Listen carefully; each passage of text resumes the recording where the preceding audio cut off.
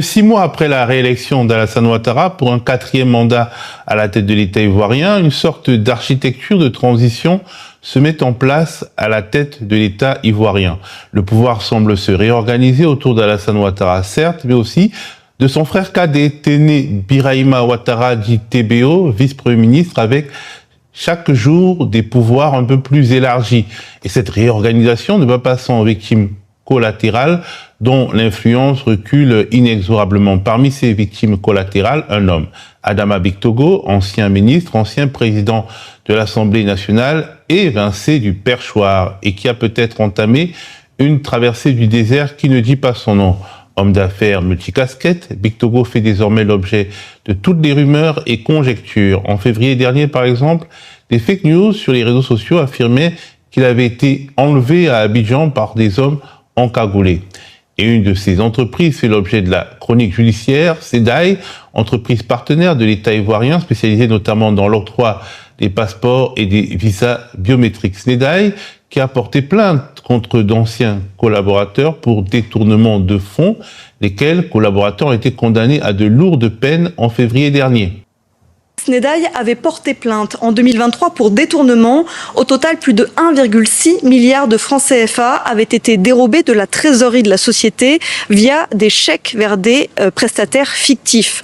L'ancien directeur administratif et financier, en fuite, ainsi que son complice, ont tous deux été condamnés par le pôle pénal économique et financier à 7 ans de prison ferme et 5 milliards de francs CFA d'amende pour association de malfaiteurs, faux usage de faux et blanchiment de capitaux. 3 autres personnes ont été reconnues non coupables et relaxées. Mais ce verdict n'est-il qu'un écran de fumée destiné à faire tout endosser par des seconds couteaux et à éviter de parler d'un scandale d'État? C'est en tout cas ce qu'affirme l'ancien directeur administratif et financier, Nda-Yves Kwame, en fuite, qui a écopé de 7 ans de prison ferme et de plus de 5,5 milliards de francs CFA d'amende. Il dénonce pour sa part un complot visant à l'isoler comme unique responsable de ce qu'il présente comme un scandale d'État. Le média indépendant en ligne ivoirien, Enquête Média, a justement enquêté à ce sujet.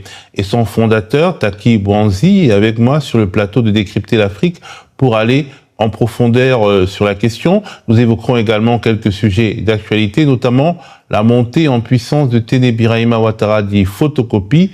Mais avant de commencer cette conversation, on va répéter une fois de plus que Décrypter l'Afrique ne saurait survivre sans les souscriptions de soutien de celles et ceux qui le regardent et qui l'aiment. Pour soutenir de préférence sur une base mensuelle, allez sur les plateformes DonorBox ou Tikirama. La dernière option permet d'apporter son soutien depuis l'Afrique via Wave, Orange Money ou Mobile Money.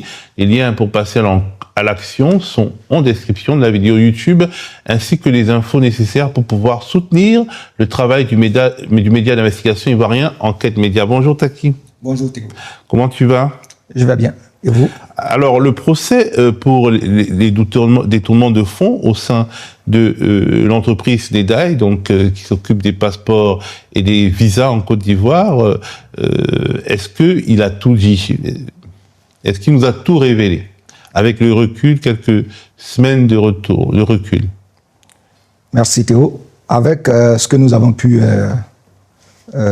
réaliser comme enquête durant tout ce procès, parce qu'il faut le souligner, cette affaire date de 2023, où l'entreprise SNEDAI elle-même a porté plainte pour détournement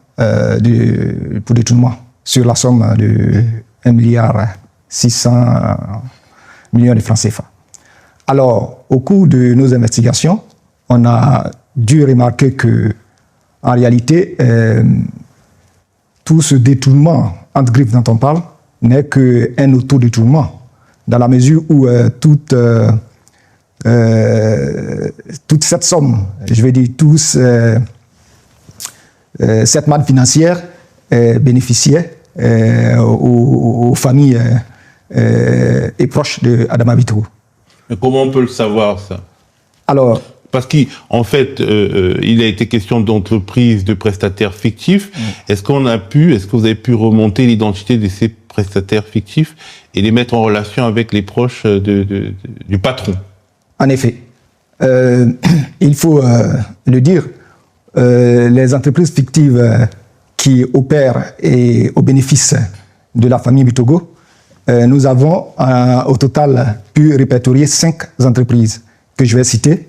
Il y a Porcelaston Group, Porcelaston Côte d'Ivoire, Médiane, MSD et Médiatine. Ces 5 entreprises que je viens de citer sont des entreprises éminemment fictives parce que vous ne verrez aucun lien direct entre les proches de Bitogo ou de M. Bitogo, que ce soit Draman Bitogo ou sa fille Lisa Bitogo, mais vous verrez des personnes anonymes comme gérants de cette société. Si nous faisons un focus sur la société qui est mise en cause, qui est Porcelaston Group, Porcelaston Group opère pour ce que nous avions comme élément, et cela peut se retrouver aussi dans nos enquêtes qui sont encore en ligne, opère au bénéfice de Lisa Bitogo, la fille d'Adama Bitogo. Et cette société est gérée par un certain Opi Guy Roland, qui est le gérant. Et dans cette affaire, c'est Opi Guy Laurent et M. Kwame Ivenda, le DAF, qui ont été condamnés à une peine privative de liberté de 7 ans. Il faut le souligner, Opi Guy Roland, curieusement, est décédé. Et nos enquêtes nous ont permis de savoir qu'il est décédé en début de mois de décembre 2025 et il a été inhumé à Divo. Et ça, nous le révélons ici aujourd'hui, il a été inhumé à Divo. Mais le tribunal n'a pas tenu compte au prétexte qu'il n'était pas informé du décès de Opi Guy Roland. Et chose aussi curieuse, c'est que parmi les 5 entreprises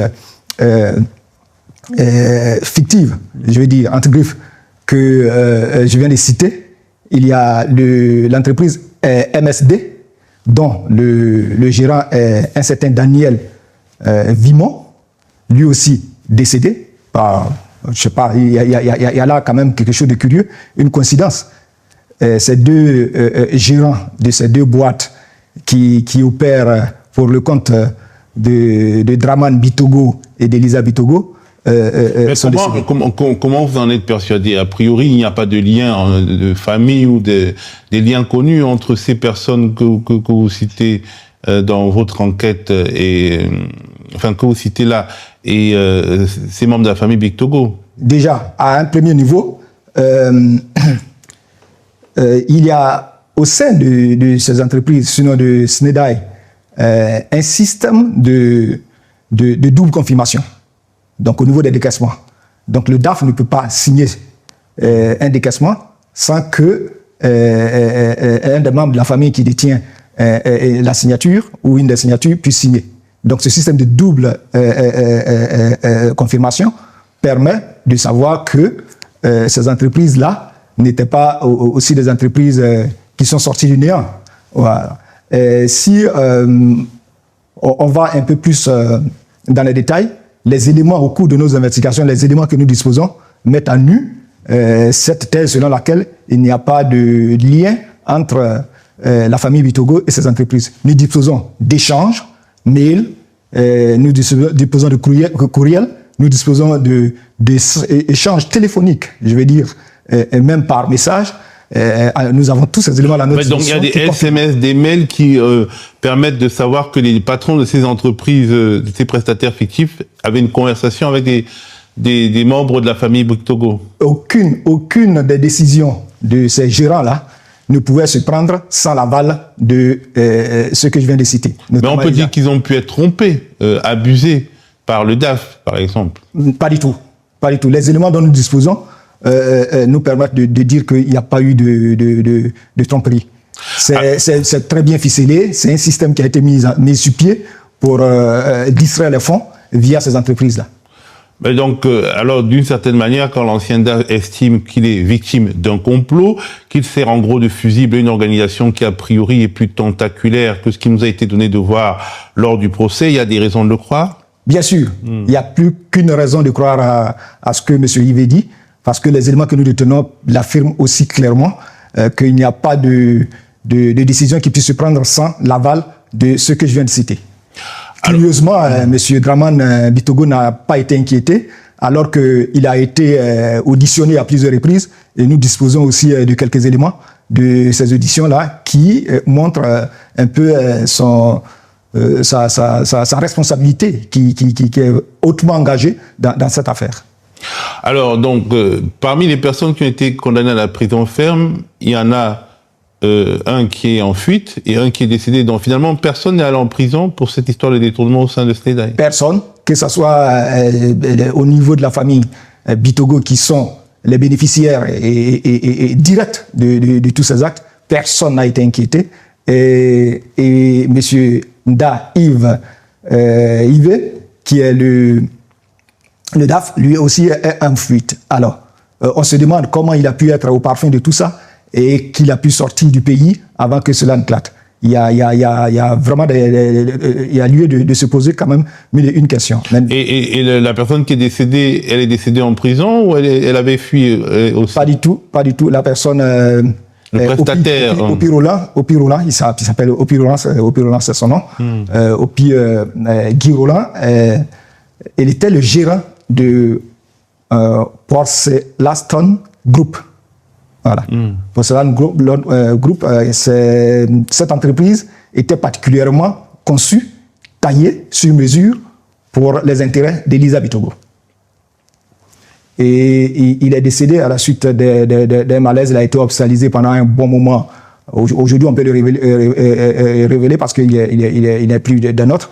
Un bon moment au CHU de Cocody, avant de rendre l'âme, et il a été inhumé à Divo.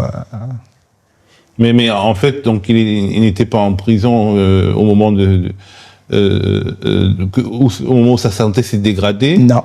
Et l'autre prestataire qui est décédé non plus. Non plus.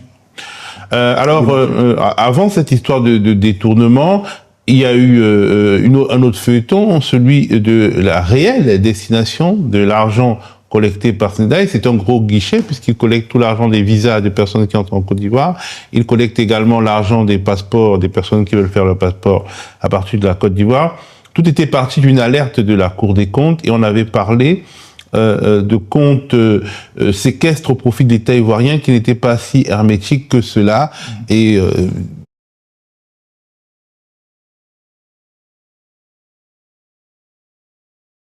It's time. Today's the day I pitched my parents for my first phone. Thank you for joining me. One word. Bon, il avait été avancé sur la scène publique que l'argent des passeports et des visas qui doit atterrir dans les caisses du Trésor public n'y atterrit pas forcément. Enquête Média avait investigué justement à ce sujet. Justement, il s'agissait il faut dissocier les deux cas. Parce que c'est une autre affaire. Oui, c'est une autre affaire. Parce que l'autre affaire, il s'agit d'un détournement entre griffes selon le groupe SNEDAI interne. Et c'est le groupe SNEDAI lui-même qui a porté plainte pour l'autre affaire.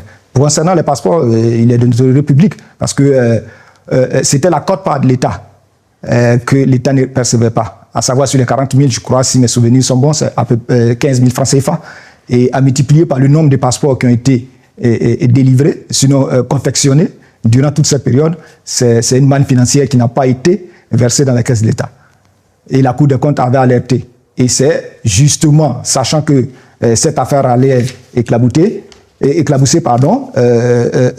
interne, ils se sont justement empressés de se faire justice, sinon s'auto-victimiser, en disant que bon, ils ont été victimes de détournement en interne. Mais devant l'ampleur de l'argent des passeports non versés, ce détournement en interne est pratiquement insignifiant.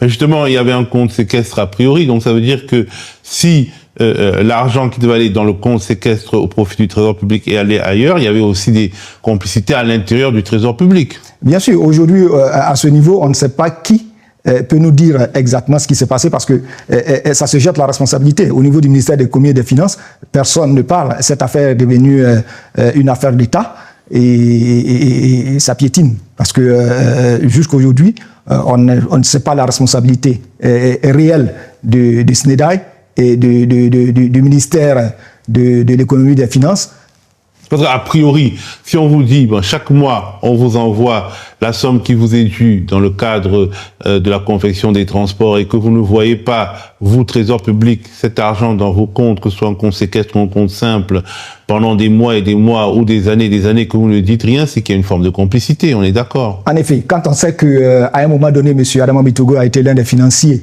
je me demande bien fort s'il ne continue pas d'être l'un des financiers du RHDP.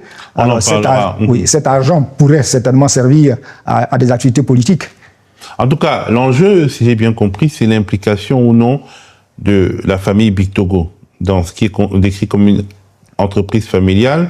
Les membres de cette famille, donc, qui auraient été finalement les bénéficiaires indirects de cet argent qui a été qui est sorti de l'entreprise via des prestataires fictifs, sont toujours là.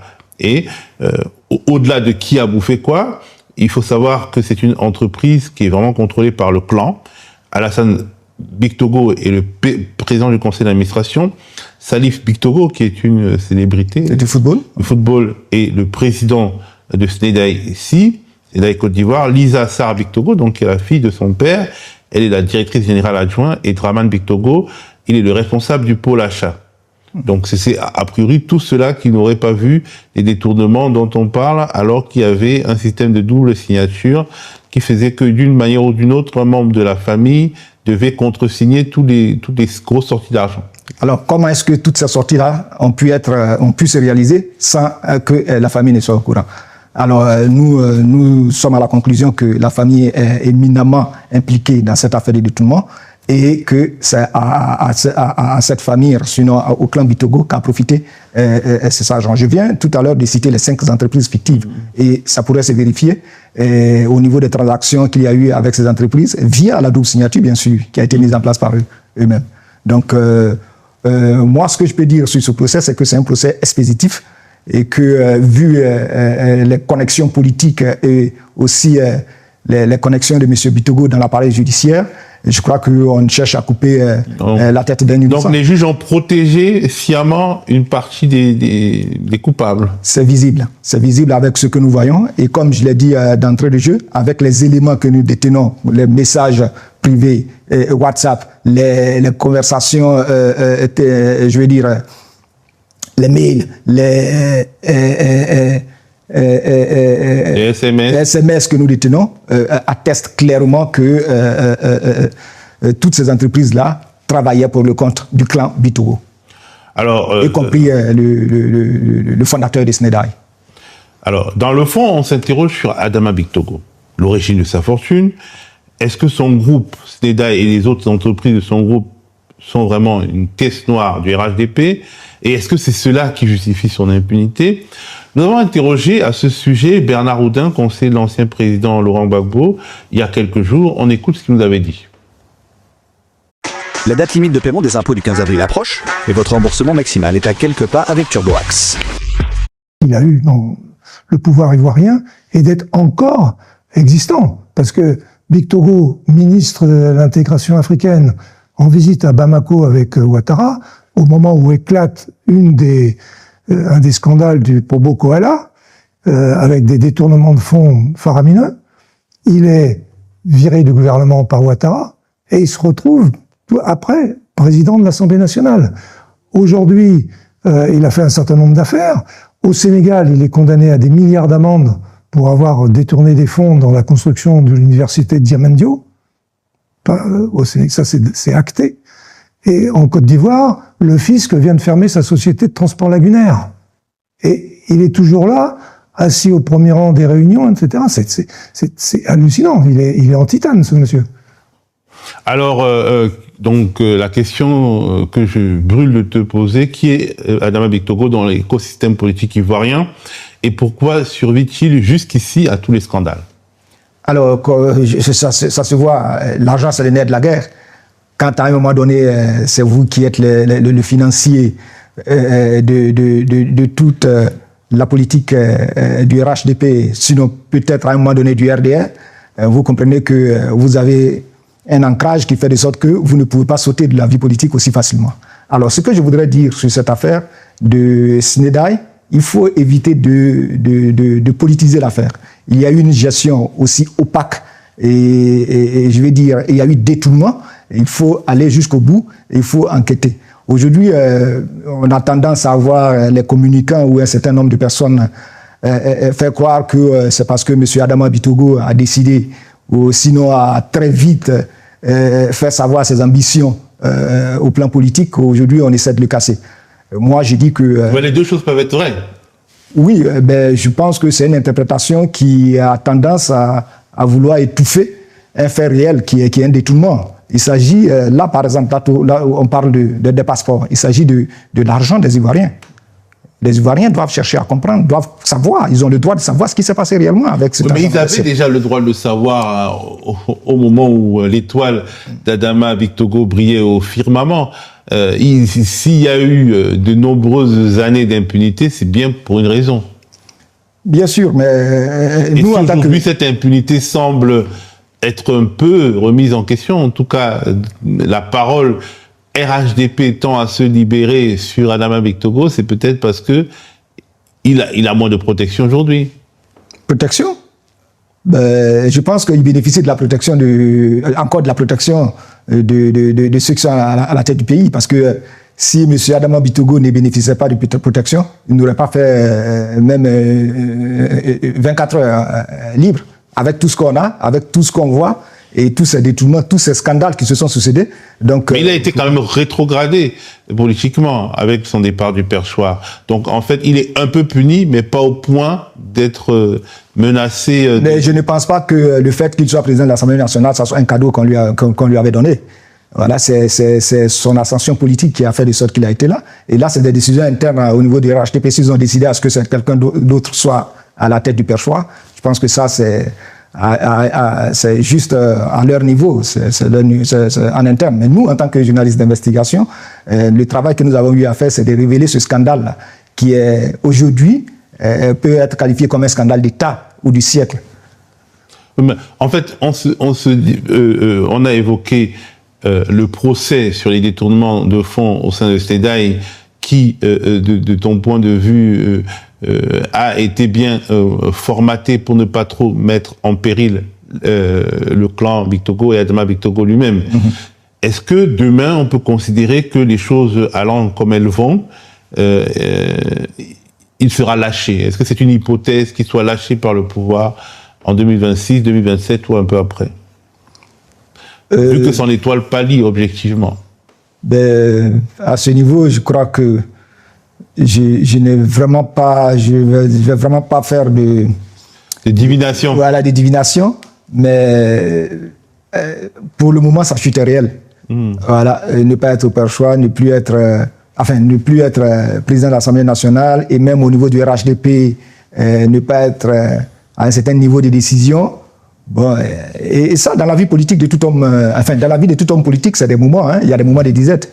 Et comme on ne meurt jamais, je vais dire politiquement, je pense que avec l'avenir et avec la posture que M. Adama Bictogo va adopter, cela va définir, sinon va montrer un peu comment est-ce que son avenir politique sera dessiné.